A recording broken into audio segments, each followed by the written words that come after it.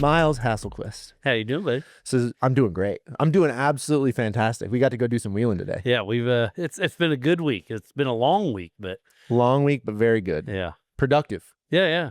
We had a wonderful race. The race was amazing. Coming out to Moab, you think of Moab, you think of the background, and it's there every time. So like, even if you're a crummy photographer like me, it's still beautiful. If you have an iPhone and you know how to hit the take a picture button, you're going to get great photos. What about the Android people? Well, that's another question. Yeah, that's part of it. That's a brick. Wait, Yeah. You're not an Android guy. You're an iPhone guy. Yeah, I can't figure out those things. Yeah. I can't believe you don't use Apple laptops. The live show's an Apple app. Apple iPad, like an iPad or whatever. No, it's a whatever MacBook. iMac, you call 'em. iMac, whatever the MacBook. Listen, we're not technical here. No. I don't know anything about all this stuff. Chase is over here barking orders. Making you look good. But no, I don't know about that. There's no amount of camera work that can make me look he good. edits all night for it. I know. I saw him. 5 hours he was editing. That's it. That's an easy day. But anyway, yeah, Moab, Ultra4 USA. This is the first round. The race was actually wild because it rained. Yeah, so leading up, we were in shorts and t-shirts, sweating, and then the day qualifying and the Youth 1K and the Stock Pro Mod Stock and Open, the weather was pretty good. It was beautiful, but we're watching the weather. It's like it's going to rain overnight. Yep. We'll see. The next day is going to be pretty nice. So qualifying on that short course, it's like just shy of a half a mile, and it's right there in front of the crowd. It's awesome. The two drops you have, and then the little horseshoe around right before the start finish. Like for spectating, qualifying is, you can't get much better than here in Moab, and it did not disappoint. I mean, it was awesome. We had Craig Allen with that huge wheel stand, and then Paul Wolf, Dustin Robbins, and Cole Clark in the UTV heavy hitters had some hiccups. So having them from the back of the pack during the race was on adjusted time was fun to try to keep up with. But yeah, it was amazing. But then going into main race day, we showed up. I was hoping to be on my perch out there on the rocks, but with all the equipment, it's just not worth it getting wet. So we set up under the Ultra4 USA awning, and it was still good, but I love being in the field, being able to physically see the start finish. But regardless, weather would happen. It's going to clear up at noon. It did. We got through the morning. It was a heavy drizzle or a light rain, depending on the time. And the rocks here, the traction's amazing. So it didn't really goof with it too much in the morning. But they kept dragging the mud and the water up the slick rocks. And the morning races were great. It was fun. And then, high noon, it kind of quit. And then the 4,400 kicked off at 3:15, I believe. And it was perfect. I mean, there was so much traction. The dirt was wet. You couldn't ask for anything better. And then you could see off in the distance, like, that's dark. This ain't good. So the 4,400s got a lap and a half, maybe 2 laps, and then absolute downpour, even some hail. It was wild. Yeah, we were out in the Jeep, and we were actually broke at that time. We ripped the track bar off the axle, and so we kind of had to pull off the trail and just deal with that spot for shooting with the cameras and stuff. And when it started hailing, there was other camera guys out there. I felt so bad for them because we had the Jeep. Yeah, and it still ran. It just didn't drive very good. So you still had heater. You had you're sealed in. You're dry. And luckily enough, I was under the awning, so I got misted on barely, and we had a couple leaks, but we moved the table around. But yeah, we had it pretty easy. But the racers, I mean, they were dealing with the mud, the wet, so your gloves, your vision, and it wasn't very warm. Oh, it was pretty chilly. Yeah, it was mid-50s, but then you get the wind and being wet. I felt bad for them, but I'm sure there's a few people that weren't enjoying it, but even after the fact, everybody's like, this was awesome. Yeah. But you don't think of Moab and a mud race like that's never happened. Like East Coast, you hope it doesn't happen, but you plan for it. Out here, like I had enough I was fine, but you don't think of that. And it was rough. It was rowdy, like easy climbs. We saw Chuck Crossland, not even talking smack, but Craig Allen rolled over there. Cameron Sorensen had an issue, and that simple climb turned into a log jam.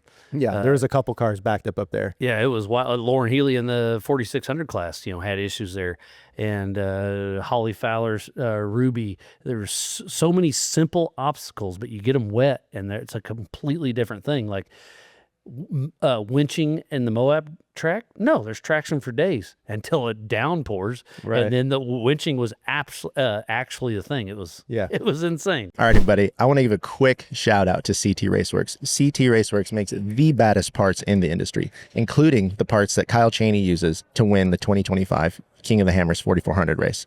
Now, if you would like to use those same parts, feel free to go over to CT Raceworks and use the Our Day Off discount code, and that will get you a 5% discount on your entire order at any time. So that's Our Day Off discount code upon checkout. Back to the show. There was a lot of winching, a lot of passing. We've got some footage of that same hillside where we got kind of hung up with broken cars and stuff. People trying to make lines around, and it was chaos. Oh, it was absolutely chaos. It was. I felt bad for them, but it made for a great talking point. Yeah, great show. It was wild. And then having racing tracks and DirtHub.tech, new technologies come up the ranks, and you could bounce between them, and they would update at different times, and it was it was insane. It really was. I had a lot of fun having this is my first time being in Ultra4 USA and being part of the crew, right? And I was out there on track, and we had the radio, we had comms with you guys, and it was really cool to hear you guys communicating back and forth and how everything works and how Trotter is able to just radio back, and you can get on the trackers and kind of help him out. Yeah, I would just hit mute on my deal and be like, all right, yep, I'm on the tracker. They're over, race mile 2 or whatever it is, and Trot's like, yep, perfect. And he's just a ninja. Oh yeah, he can get anywhere, anytime. He's a scary dude out there. He snuck up on us a few times. Yeah. And Chase actually got to help him out by flying the drone and locating some people too. So we were on there, and you guys obviously were watching the show, and you could hear that, and then you'd fly the drone up even in the rain, and be like, yep, they're actually okay, or no, go check on that situation. And it's amazing the technology where it's came, and even especially where it's going. It makes everything safer.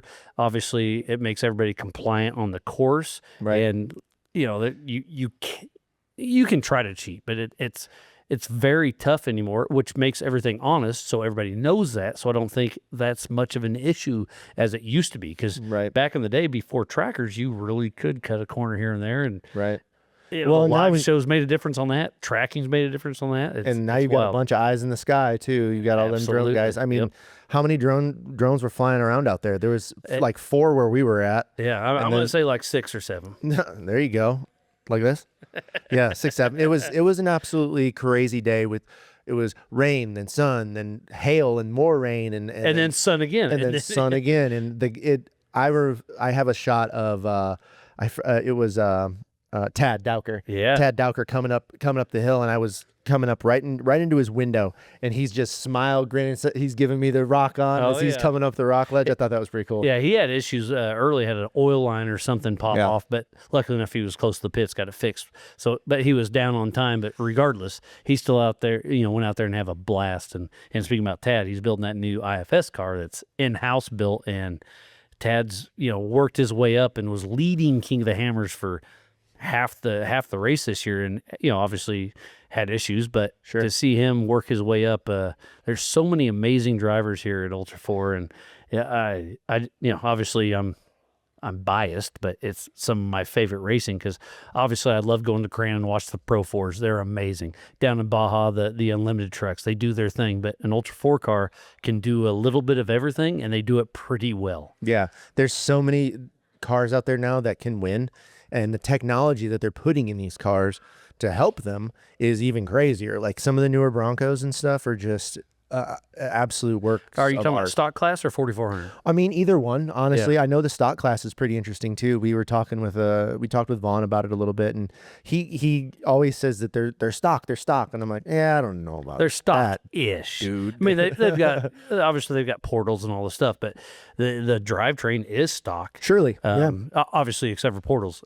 So it's really cool to see the progression of the sport. But then you move to the 4400 Broncos, which is obviously just a clip, a front clip on it. But what Horschel's doing, what everybody, it's amazing where we are going. Absolutely. And the cars are getting faster and faster, and they're constantly evolving these vehicles to be, better in one spot than the other spot. Because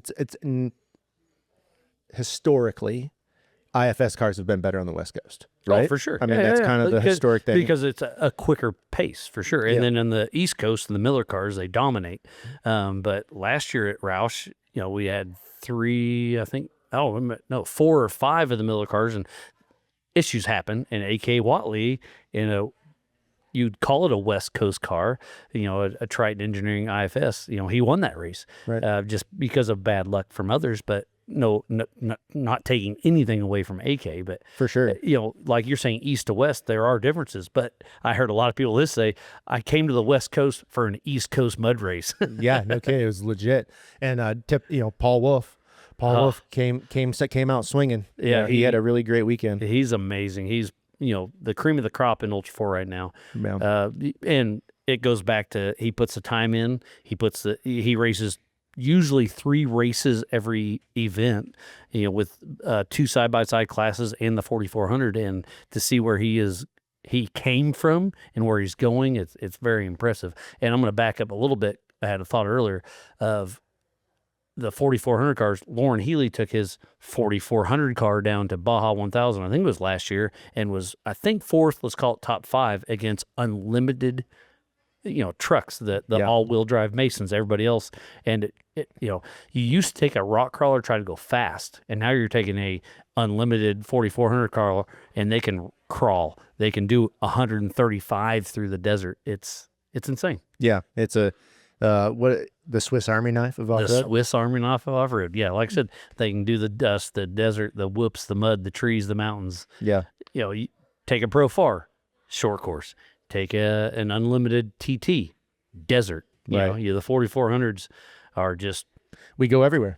Everything, everywhere. And I feel like, we had a lot of great traction going, and then we had some hiccups, but I feel like the traction's back. Mm-hmm. We got a good team. We got the drive, I feel like. And obviously here we had over 100 cars. We haven't had that for a couple of years. So to see the drivers supporting us as well, it's been pretty cool. Yeah, I agree with you. I've said it before, and I'll say it again. It feels like the motivation's back. It feels like there's we're on the upside of what it used to be with those little hiccups we had when the whole Mid-America thing and all that stuff. So it's like, which was unfortunate because that place was amazing. Oh, it was. There's no taking anything away from that. It was a fun ride. Like I've been here for the whole thing, and I've been on the ups, I've been on the downs, and we're still pushing, and I feel like we have a good thing going. Yeah. So beyond the race, Miles, we've had these conversations before. You came on at King of the Hammers, and we chatted mainly about hammers at that point, and we sat down now, and we're here in Moab, and we want to talk about Ultra4, but let's talk about Miles. Miles, how did I don't know this. I don't know the story. How did you get involved with off-roading? So just back in the day, that's just I enjoyed it. So started off with a 3-wheeler back in the day. Busting my shin as many times as you could trying to start it, and then progressed into a tracker, and then to a 1-ton pickup, and then all my buddies were into it. So Wyatt had he's from Paola and moved to Texas, whatever, but triple nickel racing. He bought a car, went XRA. He's like, come on. I was like, sweet. So pit crew for him, just partying mainly back then. Yeah. It was rowdy. But yeah, so pit crew for him for a few years, and he's like, we're going to King of the Hammers. So I'm like, what's that? 'Cause that was 2000, late 2008. So getting geared up for 2009, I'm like, okay, cool. He's like, where is it? He's like, California. I'm like, I've never been west of Colorado, but okay. So I talked to my, I guess, girlfriend at the time, Bailey. I was like, hey, once in a lifetime trip. I'm going to King of the Hammers, pick room for Wyatt. We're going to do our thing. Cool. Well, 2010 rolls around. We're going to do it again. 2011 again. And then Dave put on Pirate 4x4 that I was on it, but I was very minimal active. And Wyatt threw my name in the hat. They were looking for a pit reporter. And there was a competition thing. Make a video, send it in, and they'll select one person. Cool. So we did a little video with my buddy Travis, 42 Copperhead, YouTube, and he throws it out there, and there's only 3 people entered, so we all won. So winning by default. But then did it, had fun, and I hit up Dave, I'm going to say Thanksgiving-ish of 2013. 2012 was the first year. So 2013. I'm confusing myself. But regardless, the next year, I hit up Dave. I was like, hey, I had fun. Can I come back? He's like, absolutely. So did that for a couple more years, and then they started calling me and invited me back. And I did get paid. My first year, I got $1,000. So I'm like, heck yeah. So, but it cost me $1,200. So Yeah, it was a free that's how it works. vacation. So then I, worked my way up and just kept working my way up the ranks, and it's been a wild ride to turn some of my idols as a young adult into friends. Shannon Campbell, Cameron Steele, Ricky Johnson. I mean, the cream of the crop of the sport. I was just a fan, and I still am. I still am one of the biggest off-road fans out there. But be able to call them friends now it's incredible. Yeah, and it's really interesting to listen to you announce, because you can tell you're a fan. Oh yeah, You know? and that, I think that helps, and it also helps that I used to fly in and put a headset on and talk.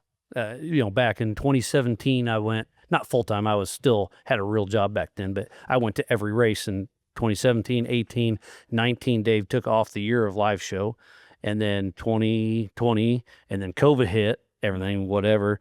And then 21, I'd worked for AAA for almost 15 years, changing tires, jump starting, unlocking cars, all that stuff.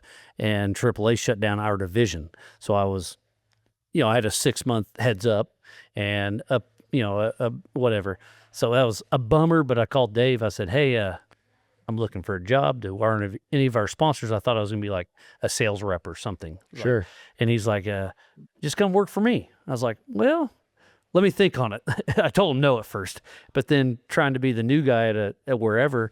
But I also need 3 to 4 weeks of vacation so I can go announce for Ultra4, and it just didn't work. So I finally called him back. I was like, what do we got? So he pitched me a deal, and we worked through it. And that, I've been a full-time off-road, whatever, for Announcer. 5 years. You're the off-road encyclopedia, Miles. I am an announcer, correct. That's my main job. But you've seen behind the scenes. That's what I was getting ready to talk about. It's a lot of computer work. It's a lot of pounding steaks. It's a lot of picking up ribbon. It's a lot of setting up ribbon. So we all, we've probably got 10 people that are core staff, and then a lot of volunteers. You've hopped on.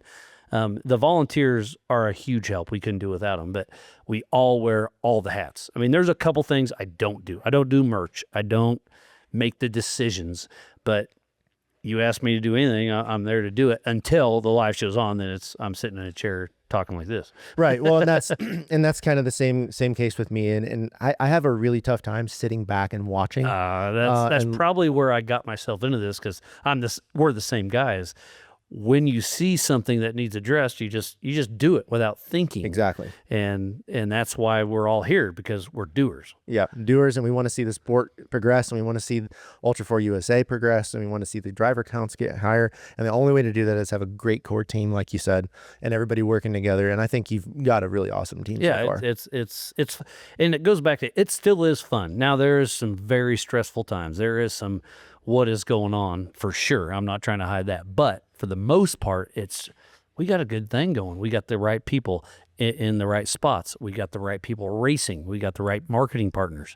I mean, it's a big puzzle, and it's not perfect, but I feel like it's coming together. Yeah, I agree with you completely, and it's been fun as the new guy, kind of coming into the. Yeah, I've raced for. I was gonna say, you say you're the new guy to the team, possibly, but you've been around for a bit. You've raced, you've done this, you've done that, you've helped us build tracks. I mean, back to that. You run a dozer, you hop on a UTV, you go out here, you run video, you fly a drone. I mean, everybody does everything.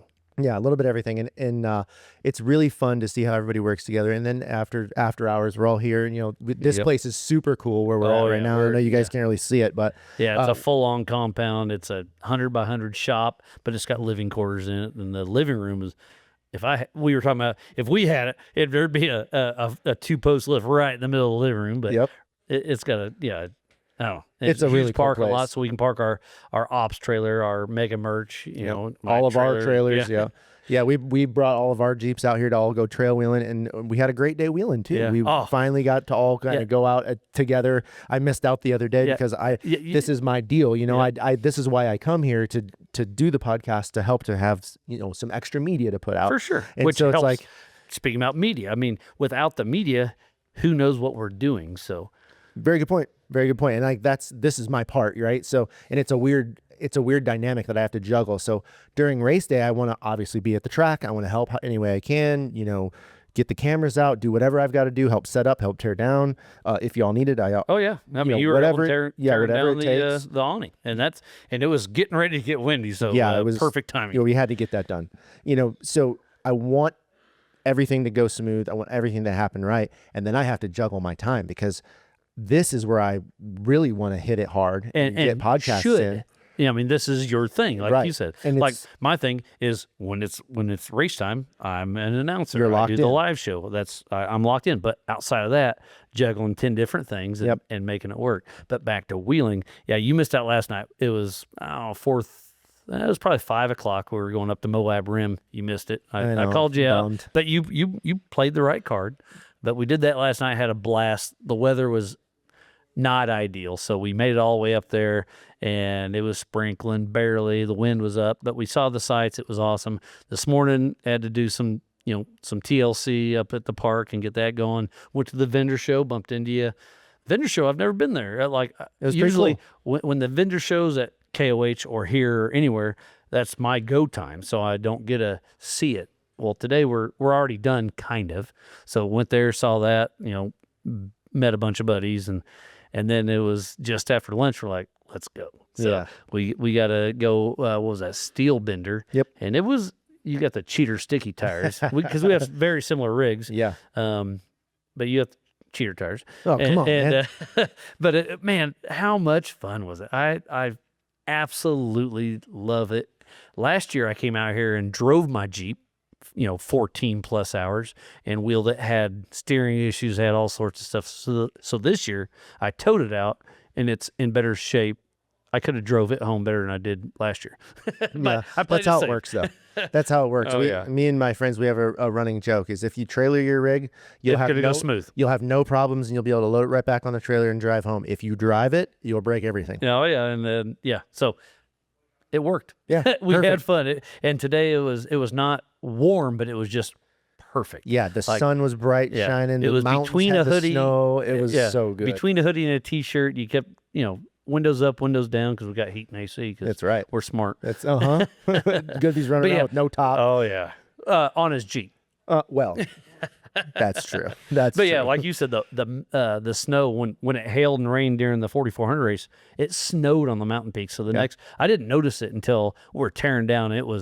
We'd been tearing down and on track for hours, and all of a sudden I just look. I'm like, oh, there was only snow in the cracks, and now it's the mountain peaks are completely covered. Yes, it's so beautiful. Yeah, Chase took a time lapse of the mountains in the morning when the clouds are kind of like blooming over the.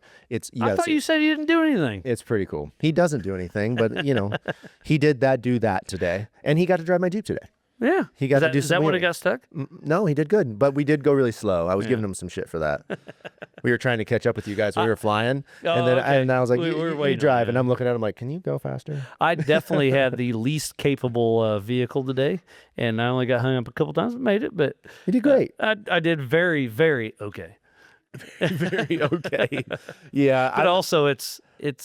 Yours is a beater, not trying to. No, it is. Mine is my nice daily driver. Right. And I definitely dinged her up a little bit, but I don't care. I had fun, but I didn't want to roll. And last night coming down Moab Rim in the dark with a little bit, man, I hung the right, dropping down that ledge, hung the right rear. I'm going to say, 20 feet, but it was probably 2, which is still a lot. And whew. Get you a little pucker factor. Boy, I had all the pucker factor, and everybody else said, "How's your seat?" And I'm like, "It's okay." But you are correct. I was.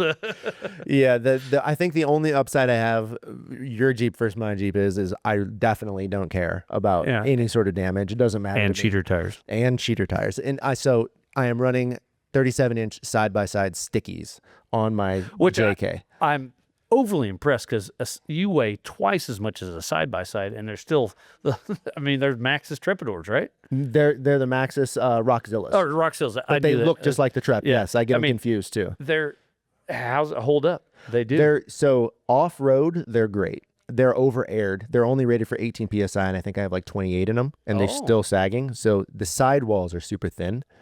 So it's a give and take. They work really, really well, but you have to be very careful of sidewall on pinches. the sidewall, yeah. And on the road, it drives like a jellyfish. Yeah, it just wanders. Yeah, because the tires, the rims are just moving around inside the tires. So if you make any sort of like a quick adjustment, the Jeep moves before the tires move. It's like it's the weirdest feeling. But it's worth it. It's totally worth it. Totally worth it. Because so these tires and wheels, I don't drive on the road. I am here because would make no sense to change tires all the time. It would be a nightmare. But at home, you just wouldn't do it. And when I get home, I take these off. Okay. I take these off. So these are play tires These only. are play rims and tires. Yep. I take these off and I put a set of all-terrains on, and we drive this every day. It's a everyday wheeler. My daughter drives it, Cool. So and that's the cool part about the JKs.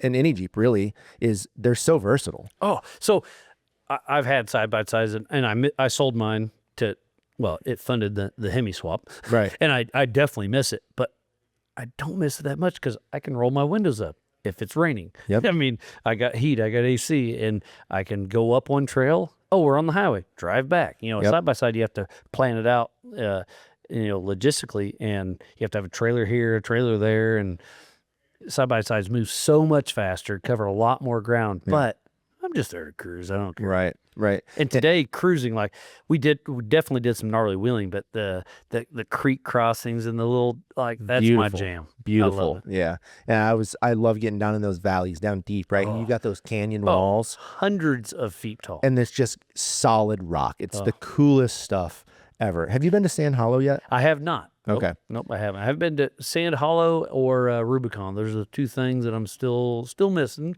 We'll get there. I am really wanting to do the Rubicon. Yeah.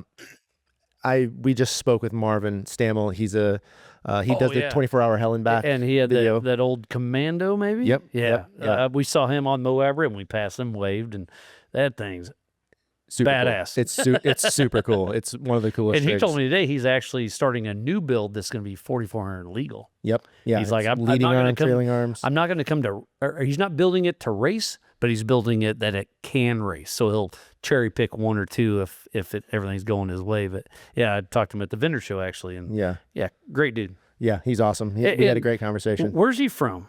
He's from, he lives in Georgia. Well, the accent. He lives just north of Atlanta now, but he is from Germany.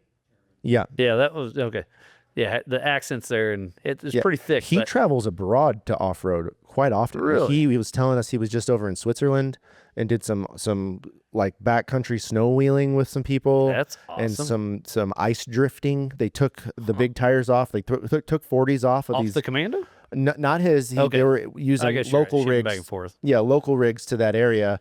But those guys then took the big 40-inch tires, put like 30-inch car tires on that were studded, and they were drifting on the ice with like off-road rigs. Oh, that's wild. So he travels all over the place. He's done off-roading in like the rainforest and all sorts of crazy stuff. Oh, that's so. I mean, take advantage of what you have. And his YouTube channel is pretty gnarly. I was really excited to have him on because he does the 24-hour hell and back, and that's a crazy event. Yeah, I wish I was more in tune with all the YouTubers and all that. I know a lot of the names, but I don't just. You've only got so much room, Miles. You are an encyclopedia for Ultra4. After what day is the day? Doesn't matter. Today's Friday. After the main race day, like that evening, my brain is absolutely fried. Yeah, you're shutting it off. My voice hurts to talk, and I'm just done. So yeah, I like you said, only so much room. When something goes in, something goes out. So I try to stay in tune mainly with Ultra4 King of the Hammers, but I'm still a fan, so it's hard not to. But all the YouTubers, I appreciate it and I enjoy it, but I don't binge watch it. Right. Yeah. No, I'm not a huge YouTuber watcher. I do pick and choose the stuff that I enjoy, like the 24-hour hell and back. Those are pretty cool.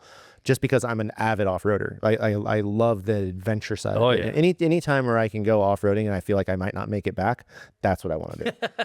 That's my goal. So I'm a step below that. I Gotcha. like going out and doing it and making it back. Yeah.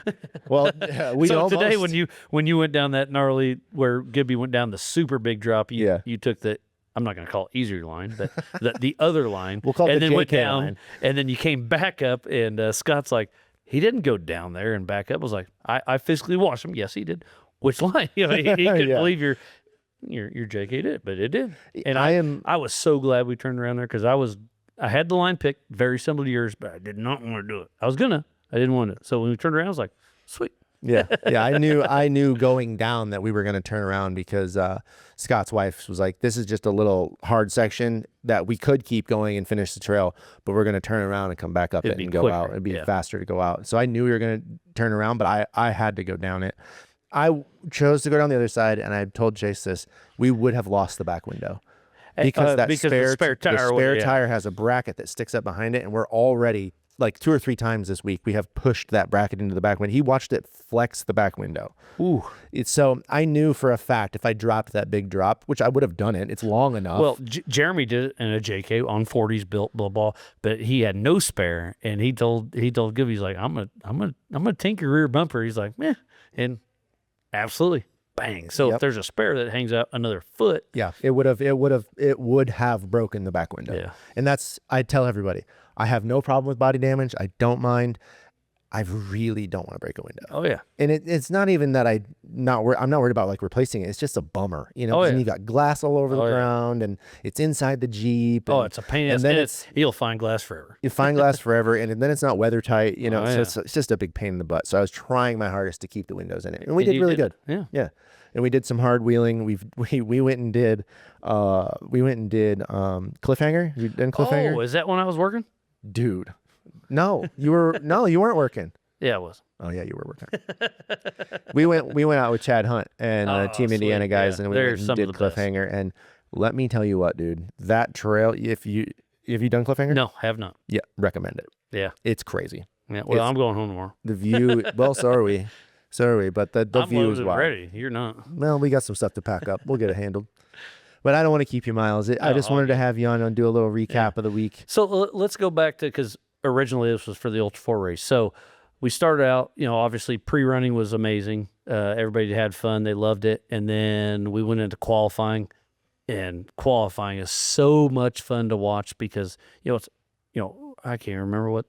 Yeah, it was sub 1 minute was fast. Mhm. And the spectating at area BFE, you can see it all. Mhm. And the UTVs are fun. Even the EMC classes are fun. But then you do the 4400s, they send it off both those ledges. Great. And then we went to the youth 170, the 170 classes, and those little kids have the biggest smiles on their face. It's the future of our sport. Next you were a kid, generation. I was a kid. But Yep. we didn't have 170s back then. I know. It was go-karts. Yeah, go-karts. Which you're a go-kart Oh, guy now, man, dude. I hate how much fun I'm having with them things. They're so fun. But so the 170s did their thing. Fun to watch. They did, it was very small course because there's nothing flat and smooth at area BFE. So they did their thing. It was fun. Then the Youth 1000, a step up from that, because it used to go from 170 to racing Paul Wolf or whoever. And, Right. so this little step we had was amazing. And we had I think we had 9, and we've been struggling for that 5 number. So to see it almost double, and they had fun. They ran their thing. And then we did the stock and open UTV race, which is a very stacked field. So they ran, weather track was perfect. And then we knew the rain was moving in, or we assumed it was. And then at 7 a.m. start time, so I was out there at 5:30 setting up the live show in the rain. And that was the Pro Modified class, which used to be the Premier class, but I'm going to say the Open class and Pro Mod are very similar. I agree. So they ran, and it was a light sprinkle when they took off. And it was a fun race. Paul Wolf obviously does his thing and ran away, but everybody was pushing hard. And then we went into the 4600 stock class. There were so many cars, we had to split races. I hate changing schedules because everybody sees it weeks ago and they save it on their phone like I do. and then you change it last second. And I hate doing that, but it's a good thing because we have too many competitors. That's a great thing to have. So the 4600 stock class ran their own race, and they're not a 4800 car. So if you have the availability, I love doing that, and we did. Right. And then that was a fun race, and then we went into 45 mod and 4800 Legends. They ran a strong race, and it was the same weather, like kind of raining, kind of not, off and on. But they were even saying that it was before it poured, so traction was zero issue. Like they had all the traction and zero dust. At the vendor show, talked to Antonio Grijalva with Let's Roll Off Road, and he's like, yeah, it was fine. Look at his car, and he was talking to Andrew, his buddy, and his car was just a complete mud fest. Yep. So got through that race. 5.5 miles sounds easy, right? Right. Oh my goodness, that I helped. I ran course with Trotter set up, just looking at it, and then I helped clean up course. And the difference between setting up and tearing down was ridiculous. Yeah, the ruts are insane. Oh, yeah. So then we'll roll into the 4400 class, and like I said, the weather was supposed to break around noon, and it did, and it started tacking up. It started getting dry. We had to delay start by about 15 minutes, just getting recovery back in place because there were some recoveries from EMC. So got them back in. Trotter gives us the go. 3:15 hard start. Let's roll. Boom, they're off. And the first about lap and a half, best track you could ever have out here because no dust, all the traction. And then it started raining. And then it started pouring. And then it started hailing. And it was awful. It was chaos. But then you look back. So sometimes I like to say, enjoy the suck. Yeah, that's because true. Embrace it. It sucked. But now looking back, it was awesome, Yeah. And they just kept battling and going back and forth, and, when in doubt, figure it out. And they did. And I was glad I was under the easy up or the awning. And they went out there and put on one hell of a show. I mean, 20s, I think it was 25. A couple of people couldn't make it to the race. And that's a stacked field in 4400. That's a big field in 4400. I'm super excited for that, and it was a great race. I had a wonderful time. It was really cool to see how you guys operate that whole thing, kind of from behind the scenes. I'm pumped on it. It was great. You kind of, me coming as a racer who would be on the other side of the coin. I'm worrying about race cars, and I'm worrying about pre-running, and I'm worried making sure the cars are right. And I never pay attention to how the race is set up and how you guys make this all happen. So there's so much little things. Like as a racer, you're worried about you're worried about your car, you're worried about your pits. We're worrying about a little bit of everything. All of it. Yeah. I don't know. Like I said, back to, we've got a great team. You rinse, repeat, but you can't rinse, repeat because every track's different. Yeah, so every track is different. What's the next track? We're going to Badlands, right up in your area. And I love that place because it's got everything. It's got sand. It's got legit sand dunes. It's got some pretty good rock obstacles, and the woods are super tight, and then there's some fire roads that are super fast. And then that back section with the field and I'm not going to call it a short course, but short course-ish area. It's got it all. Yeah, it's a really cool track, and that place always is wet, no matter what. It could be dry for weeks and weeks and weeks, and you're gonna find water there. Well, last year we were racing, and during the 4400, it started raining again. Downpour. And they had to adjust the course a little bit because the river was coming up, and where they went last lap was underwater. So they kept moving in. Yeah, wild place. Place. Well, it'll be exciting to go to Badlands. Miles, this was a lot of fun. I'm glad you came on. Yeah, thanks for having me. About We've Ultra4. kind of talked about trying to do it, and I'm glad we finally made it happen. Yeah, absolutely. Me too. And we're going to keep the ball rolling for sure. So if as much as we can get on here and inform the people and let everybody know how Ultra4 is going, we're going to keep doing it. Absolutely. And speaking about Ultra4, this year's schedule, love it. Yeah, it's great. We're going to all the right places, doing all the right things. It's going to be busy, but it's going to be fun. It's going to be very busy. April is a busy month. Yeah. It is what it is. It's fun, but we'll get it done. Go time. It's go time. We're locking in. Well, Miles Hasselquist, thank you for coming on here, the voice of Ultra4. It's been an absolute pleasure, sir, hanging out with you this week and getting the wheel today. So, thank you, sir. Let's keep it going. We will. Thank you very much for watching, everybody. We'll see y'all later. All right.